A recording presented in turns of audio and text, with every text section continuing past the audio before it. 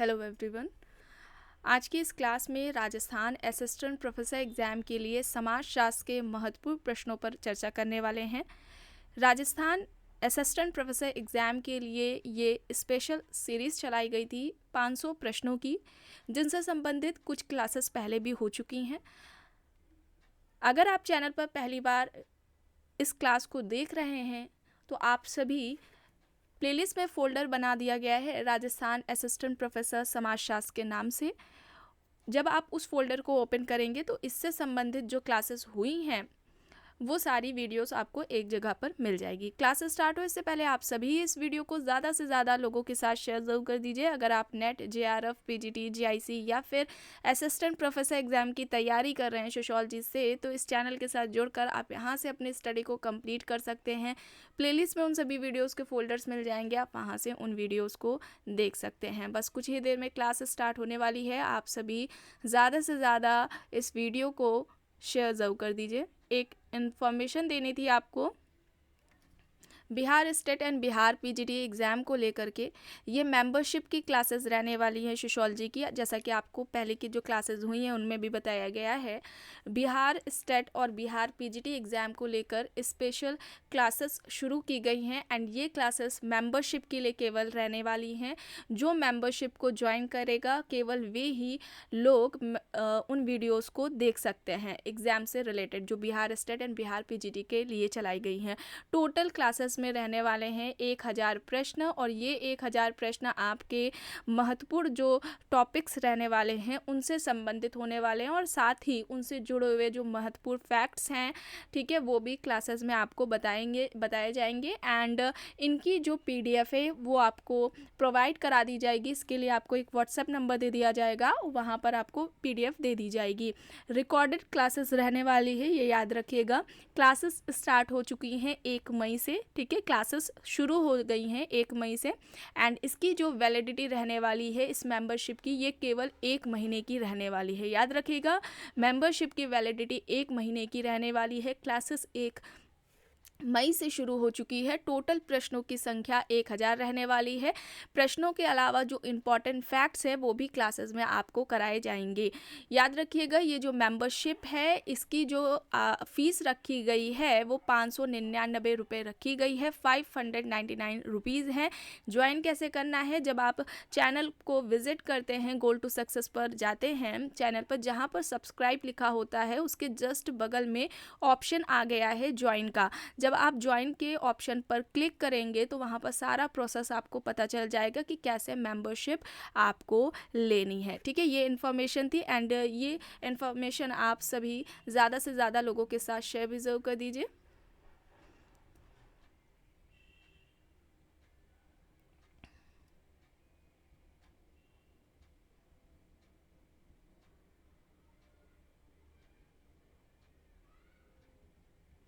Okay, यहाँ तक हो गया था।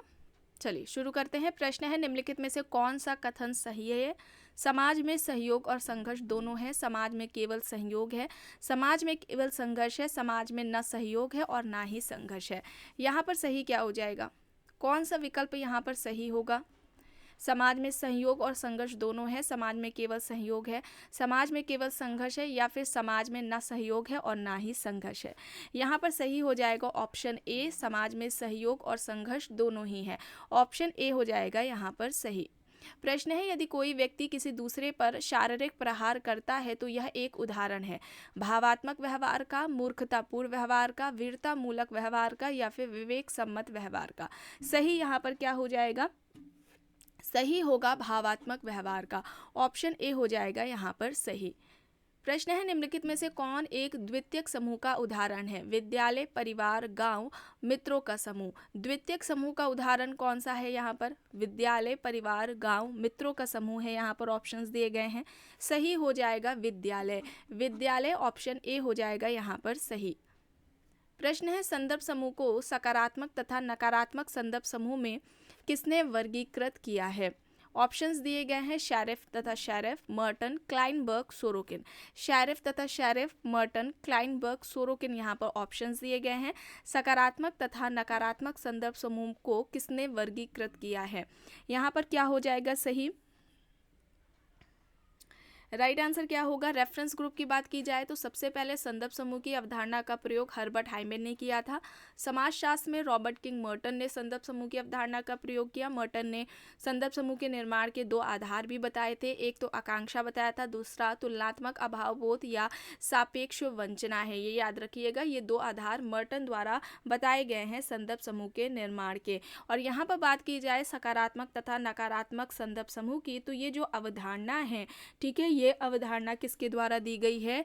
न्यूकॉम्ब के द्वारा दी गई है। ठीक है, न्यूकॉम्ब के द्वारा दी गई है। और यहाँ पर ये आपको ध्यान में रखना है, यहाँ पर ऑप्शन में न्यूकॉम्ब नहीं है, लेकिन ये याद रखिएगा मर्टन ने सकारात्मक तथा नकारात्मक संदर्भ समूह के बीच में अंतर स्थापित किया था। ठीक है, रेफरेंस ग्रुप की बात की जाए, संदर्भ समूह में जो सकारात्मक और नकारात्मक संदर्भ समूह है उनके बीच जो अंतर है वो किसने किया था? मर्टन ने किया था। न्यूकॉम्ब ने ये अवधारणाएं दी थी। ऑप्शन में न्यूकॉम्ब नहीं है तो आपको मर्टन को टिक करना होगा। ठीक है, चलिए अब यहाँ पर देखते हैं निम्नलिखित में से कौन समिति का एक लक्षण नहीं है? लोगों की सामूहिकता, कतिपय उद्देश्यों का होना, स्वैच्छिक सदस्यता, आदर्श मानदंडों का अनुसरण। सही क्या है? समिति का एक लक्षण नहीं है, ये पूछा जा रहा है। सही क्या हो जाएगा? समिति का निर्माण सोच समझ करके किया जाता है, लोगों का एक संकलन है, ठीक है, व्यक्तियों का एक संग्रह है, सीमित इसके निश्चित उद्देश्य होते हैं, उन उद्देश्यों को प्राप्त करने के लिए समिति का गठन किया जाता है, ऐच्छिक सदस्यता होती है, अस्थायी प्रकृति होती है, आदर्श मानदंडों का अनुसरण यहाँ पर नहीं होगा, विकल्प डी हो जाएगा यहाँ पर सही। प्रश्न है, वह प्रक्रिया निम्नलिखित के रूप में जानी जाती है जिसके द्वारा असहाय मानव शिशु को धीरे धीरे आत्मबोध होता है, उस संस्कृति का ज्ञान कौशल प्राप्त होता है जिसमें उसका जन्म हुआ हो। ऑप्शंस दिए गए हैं, पुनः समाजीकरण, सामाजिक स्थिति, समाजीकरण, समझ का आदान प्रदान। बताइए, वह प्रक्रिया निम्नलिखित के रूप में जानी जाती है जिसके द्वारा असहाय मानव शिशु को धीरे धीरे आत्मबोध होता है, उस संस्कृति का ज्ञान कौशल प्राप्त होता है जिसमें उसका जन्म हुआ हो। उसे हम क्या कहेंगे? सोशलाइजेशन कहेंगे इस प्रोसेस को। ऑप्शन सी यहाँ पर राइट आंसर हो जाएगा। समाजीकरण की बात की जाए तो समाजीकरण एक सीखने की प्रक्रिया है। चूँकि ये सीखने की प्रक्रिया है तो ये व्यक्ति के पूरे जीवन भर चलती है, तो ये एक गतिशील प्रक्रिया हो जाएगी। ठीक है, गतिशील प्रक्रिया हो जाएगी। और महत्वपूर्ण अवस्था कौन सी होती है समाजीकरण की? बाल्यावस्था से किशोरावस्था होती है, ये भी आपको याद रखना है। एंड इस टॉपिक को भी कंप्लीट कराया जा चुका है। अभी तक इस चैनल पर जितने भी टॉपिक्स कंप्लीट कराए जा चुके हैं उन सभी का फोल्डर बना दिया गया है जो कि आपको चैनल के प्लेलिस्ट में मिल जाएगा। प्रश्न है, भारतीय परंपराओं का 6 आयामी वर्गीकरण दिया है? राधा कमल मुखर्जी, योगेंद्र सिंह, IP देसाई, SC दुबे। यहाँ पर ऑप्शंस दिए गए हैं। सही क्या हो जाएगा? यहाँ पर सही क्या हो जाएगा? देखिए, रॉबर्ट रेडफील्ड ने 2 तरह की परंपराओं की बात की थी। ठीक है, 2 तरह की परंपराओं की बात की थी, लघु परंपरा और दीर्घ परंपरा। SC दुबे का कहना था कि भारतीय समाज में ये कहना कि यहाँ पर सिर्फ मात्र ये 2 परंपराएं हैं, ये उचित नहीं है। और इसके जगह पर उन्होंने जो 6 फोल्ड या इनके जो हम कहें कि पंच परंपरा या जो बहुल परंपरा की अवधारणा है वो दी थी SC दुबे ने। अब कौन कौन सी परंपराएं इसमें आती हैं? राष्ट्रीय परंपरा, ठीक है, राष्ट्रीय परंपरा, प्रादेशिक या क्षेत्रीय परंपरा, प्रादेशिक या क्षेत्रीय परंपरा हो जाएगा। तीसरा स्थानीय परंपरा है। चौथा स्थानीय उप सांस्कृतिक परंपरा है। 5वां हो जाएगा पश्चिमी परंपरा और छठा हो जाएगा शास्त्रीय परंपरा। यहाँ पर क्या हो जाएगा? SC दुबे हो जाएगा। ऑप्शन डी यहाँ पर राइट आंसर होगा। प्रश्न है, भारतवर्ष में सर्वप्रथम किसने भारतीय जनसंख्या में पाए जाने वाले प्रजातीय तत्वों के विषय में वैज्ञानिक ढंग से तथ्यों का संकलन किया है? AC हट्टन, BC गुहा, DN Majumdar, sir Herbert Risley. Bharatvarsh में सबसे पहले किसने भारतीय जनसंख्या में पाए जाने वाले प्रजातीय तत्वों के विषय में वैज्ञानिक ढंग से तथ्यों का संकलन किया है? यहाँ पर सही क्या होगा? यहाँ पर सर हर्बर्ट रिजले होगा, ऑप्शन डी यहाँ पर राइट आंसर हो जाएगा। प्रश्न है किसने संघर्ष को समाज का महत्वपूर्ण तत्व नहीं माना है? सीमेल, पार्सन्स, मैकेवर एंड पेज, दुर्खिम। यहाँ पर ऑप्शंस दिए गए हैं। संघर्ष को समाज का महत्वपूर्ण तत्व इनमें से कौन नहीं मानते हैं?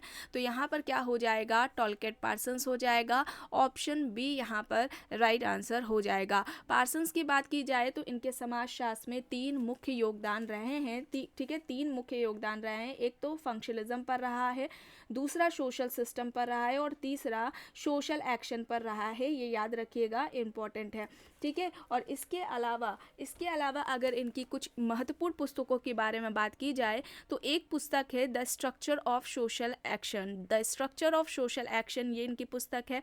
इसके अलावा द सोशल सिस्टम नाम से भी इनकी पुस्तक है, द सोशल सिस्टम। फिर इसके अलावा एक पुस्तक इनकी आती है the system of modern societies. The system of modern societies ये इनकी कुछ इंपॉर्टेंट बुक्स थी जो कि आपको बताई गई है, इन्हें याद रखिएगा। चलिए आगे देखते हैं। प्रश्न है एकल विवाह प्रादुर्भाव पुरुषों और महिलाओं को वैवाहिक बंधन में बांधने के लिए नहीं बल्कि निजी संपत्ति की रक्षा करने के लिए हुआ था या कहा था? Westermarck, MacIver and Page, Frederick Engels, G P Murdock. यहाँ पर ऑप्शंस दिए गए हैं। सही क्या हो जाएगा? सही क्या हो जाएगा यहाँ पर? एकल विवाह प्रादुर्भाव पुरुषों और महिलाओं को वैवाहिक बंधन में बांधने के लिए नहीं बल्कि निजी संपत्ति की रक्षा करने के लिए हुआ था, ये किसका कहना है? यहाँ पर सही क्या होगा? यहाँ पर सही हो जाएगा फेडरिक एंजल्स, ठीक है, फेडरिक एंजल्स है यहाँ पर, ऑप्शन सी हो जाएगा राइट आंसर। प्रश्न है पुस्तक से संबंधित रीडिंग कैपिटल किसकी है? Karl Marx, Wallerstein, Louis Althusser, Anthony Giddens. Reading Capital किसकी है? अल्थ्यूजर की, लुइस अल्थ्यूजर की है, ऑप्शन सी यहाँ पर राइट आंसर हो जाएगा। प्रश्न है पुस्तक से संबंधित some aspects of family in Mahuva किसकी है? A R Desai, I P Desai, K M Kapadia, B R Chauhan. ये पुस्तक किसकी है? सोशियोलॉजी के इंपॉर्टेंट बुक्स एंड ऑथर्स पर पहले भी क्लासेस ली जा चुकी हैं। यहाँ पर क्या हो जाएगा? आई P Desai, I P Desai, विकल्प बी यहाँ पर सही है। अब देखिए यहाँ पर मैचिंग वाला है, देखकर बताइए सही विकल्प कौन सा होगा। ये सभी पहले भी क्लासेस में कराए गए हैं।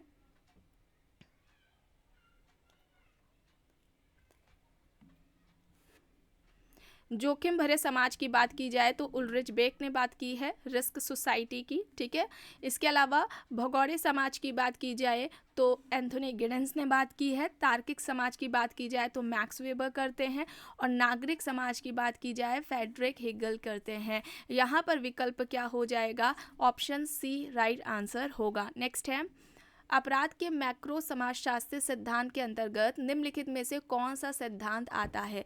विसंगति का सिद्धांत, भेदक सामाजिक संगठन का सिद्धांत, उपसंस्कृति का सिद्धांत, उपर्युक्त सभी। बताइए सही क्या होगा? यहाँ पर कौन सा विकल्प सही होगा? ये सभी हो जाएंगे, ठीक है, ये सभी हो जाएंगे। ऑप्शन डी यहाँ पर राइट होगा। क्राइम, इस टॉपिक को भी कंप्लीट कराया जा चुका है, ठीक है। अपराधी जनजात होते हैं, यह किसका कहना था? लोम्ब्रोसो का कहना था। अपराधी एक सीखा हुआ व्यवहार है, जनजात व्यवहार नहीं है, यह किसका कहना था? सदरलैंड का कहना था। प्रश्न है प्रभुत्व जाति की अवधारणा किसने दी? K M Kapadia, M N Srinivas, G S Ghurye, A R Desai. प्रभुत्व जाति, डोमिनेंट कास्ट का कॉन्सेप्ट किसका है? सही क्या होगा? डोमिनेंट कास्ट का कॉन्सेप्ट किसका है?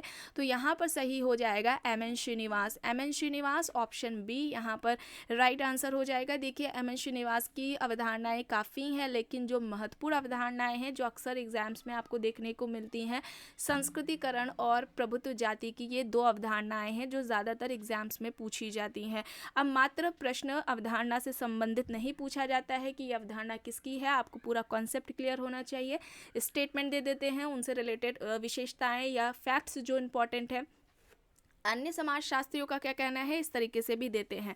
तो इन पर भी क्लासेस हो चुकी हैं, दोनों ही क्लासेस ली जा चुकी हैं। संस्कृताइजेशन एंड डोमिनेंट कास्ट पर, संस्कृतिकरण और प्रभुत्व जाति, इन दोनों पर अलग अलग क्लासेस ली गई हैं। फोल्डर आपको मिल जाएगा एम एन श्रीनिवास की महत्वपूर्ण अवधारणाओं के नाम से, वहाँ पर आप उन क्लासेस को कर सकते हैं, ठीक है। तो यहाँ पर क्या होगा? एम एन श्रीनिवास होगा। और एम एन श्रीनिवास की इन अवधारणाओं के अलावा पश्चिमीकरण की अवधारणा, आधुनिकीकरण की अवधारणा, धर्मनिरपेक्षीकरण सशक्तिकरण की भी अवधारणा रही हैं। ठीक है, चलिए आगे देखते हैं। प्रश्न है, किस विद्वान ने तनाव को पारिवारिक विघटन का प्रमुख कारण माना है? क्रूगर, फोल्सम, मावरर, इलियट और मैरेल। तनाव को पारिवारिक विघटन का जो मुख्य कारण है वो किसने माना? सही क्या होगा यहाँ पर? सही यहाँ पर इलियट एंड मैरेल हो जाएगा। सोशल डिसऑर्गेनाइजेशन इसे भी कंप्लीट कराया जा चुका है। तनाव को पारिवारिक विघटन का कारण इलियट एंड मैरेल मानते हैं। डी यहाँ पर सही होगा। प्रश्न है, प्रघटना विज्ञान की परिभाषा में निम्नलिखित में से कौन सा तत्व निहित है? जीवन जगत, आत्म, अंतर आत्मपरकता, प्राकृतिक मनोवृत्तियां, उपर्युक्त सभी। सही क्या हो जाएगा यहाँ पर? प्रघटना विज्ञान की परिभाषा में निम्नलिखित में से कौन सा तत्व निहित है?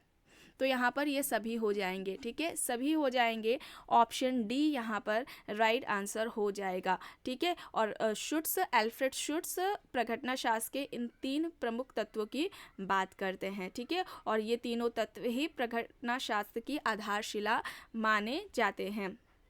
चलिए आगे देखते हैं। प्रश्न है, परिवार का सर्वाधिक आवश्यक सामाजिक कार्य है घर की व्यवस्था, सदस्यों के भोजन की व्यवस्था, संतानोत्पत्ति और संतान का पालन पोषण, या फिर आजीविका कमाना। तो यहाँ पर सामाजिक कार्य पूछा जा रहा है। सर्वाधिक आवश्यक या जरूरी सामाजिक कार्य क्या है? संतानोत्पत्ति और उनका पालन पोषण। सी यहाँ पर सही होगा। फैमिली इस टॉपिक को भी कंप्लीट कराया गया है। प्रश्न है, देवर विवाह संपन्न होता है जब एक पुरुष विवाह करता है अपनी मृत पत्नी की बहन से, उच्च जाति की स्त्री से, निम्न जाति की स्त्री से, या फिर अपने मृत भाई की विधवा से। देवर विवाह किसे कहा जाएगा?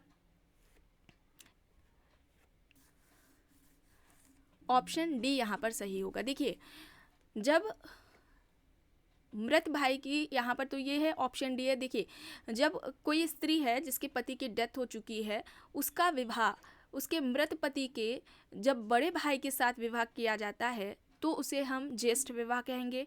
और ये विवाह अगर उसके छोटे भाई से कराया जा रहा है, मृत पति के छोटे भाई से कराया जा रहा है, तो इसे हम देवर विवाह कहेंगे। ठीक है, इसे लेवरेट प्रथा भी कहा जाता है। नेक्स्ट है, निम्न में से कौन सा कथन सही है? व्यक्तित्व की जड़ें संस्कृति में होती हैं, संस्कृति की जड़ें व्यक्तित्व में होती हैं, संस्कृति की जड़ें बर्ताव में होती है, या फिर इनमें से कोई नहीं। सही क्या हो जाएगा? कौन सा कथन सही है? व्यक्तित्व की जड़ें संस्कृति में होती हैं। ऑप्शन ए यहाँ पर राइट आंसर होगा। प्रश्न है, सामाजिक परिवर्तन की प्रक्रिया जिसके लिए व्यक्तियों के सकारात्मक मूल्य होते हैं उन्हें कहते हैं वैश्वीकरण, शहरीकरण, विकास, आर्थिक समृद्धि। सही क्या होगा? क्या कहा जाएगा इसे? डेवलपमेंट कहा जाएगा, विकास। ऑप्शन सी यहाँ पर राइट होगा। प्रश्न है, समेकित ग्रामीण विकास कार्यक्रम का प्राथमिक उद्देश्य क्या था? श्रम की समस्याओं के समाधान के लिए, ग्रामीण बेरोजगारी को समाप्त करने के लिए, कृषि उत्पादन में वृद्धि के लिए, निर्धनता उन्मूलन के रूप में। समेकित ग्रामीण विकास कार्यक्रम का प्राथमिक उद्देश्य पूछा जा रहा है, यहाँ पर क्या होगा?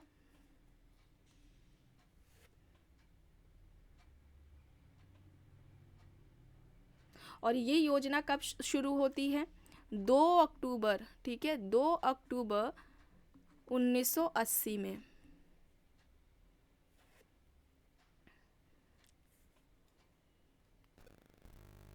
यहाँ पर क्या हो जाएगा? ऑप्शन डी हो जाएगा, निर्धनता उन्मूलन में। ठीक है, ऑप्शन डी यहाँ पर राइट होगा। नेक्स्ट है, भारत में सामुदायिक विकास योजना का प्रारंभ कब हुआ? भारत में सामुदायिक विकास योजना का प्रारंभ कब हुआ है? 1958, 1952, 1955, 1953। सामुदायिक विकास योजना कब शुरू हुई भारत में?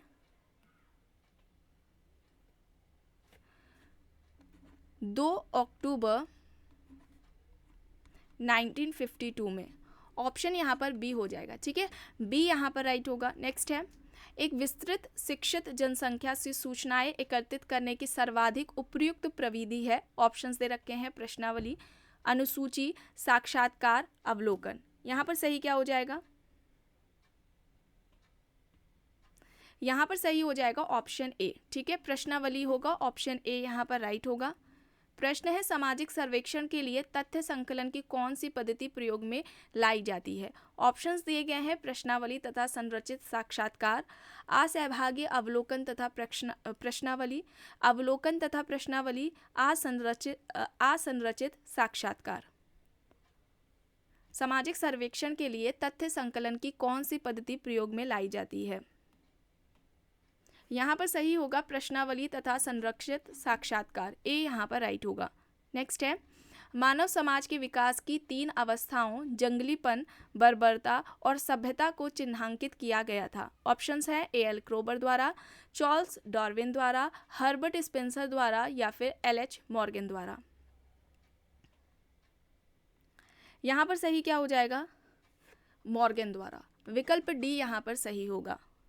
प्रश्न है निम्न में से कौन लघु परंपरा का अंग नहीं है। लोक कथा, दंत कथा, रामायण, विवाह गीत। लघु परंपरा का अंग नहीं है ये पूछा जा रहा है। सही हो जाएगा यहाँ पर रामायण। रामायण ऑप्शन सी यहाँ पर राइट होगा। प्रश्न है निम्नलिखित में से जो सामाजिक विघटन के लक्षण को व्यक्त नहीं करता उसको चिन्हित कीजिए। ऑप्शंस दे रखे हैं प्रकारों का एक समूह से दूसरे समूह को हस्तांतरण, भूमिकाओं में संघर्ष, एकात्म का ह्रास या फिर व्यक्तिवादी प्रवृत्ति का पतन। सामाजिक विघटन के लक्षण को जो व्यक्त नहीं करता है वो बताना है। यहाँ पर व्यक्तिवादी प्रवृत्ति का पतन होगा, डी यहाँ पर सही हो जाएगा। प्रश्न है भारत के अधिकांश राज्यों में किस आयु के लड़कों द्वारा किए जाने वाले सामान्य अपराध को बाल अपराध माना जाता है। सही क्या हो जाएगा, यहाँ पर 6 से 18 वर्ष हो जाएगा, बी यहाँ पर सही होगा। लास्ट है आधुनिकता की निम्नलिखित विशेषताओं में से कौन सी विशेषताओं को हेबरमास ने आवश्यक बताया है। प्रजातंत्र, पूंजीवाद, सार्वजनिक क्षेत्र, तार्किकता यहाँ पर है। ऑप्शंस बताइए, ये सभी हो जाएंगे। विकल्प डी यहाँ पर होगा, ऑप्शन डी यहाँ पर राइट आंसर हो जाएगा। तो आज की क्लास में बस इतना ही। आई होप ये आपको पसंद आई होगी क्लास। अगर पसंद आई है तो प्लीज़ लाइक करिएगा, कमेंट करके ज़रूर बताइएगा। चैनल पर अगर आप नए हैं तो चैनल को भी ज़रूर सब्सक्राइब कर लीजिएगा एंड इस वीडियो को जितना हो सके ज़्यादा से ज़्यादा लोगों के साथ शेयर भी ज़रूर करिएगा।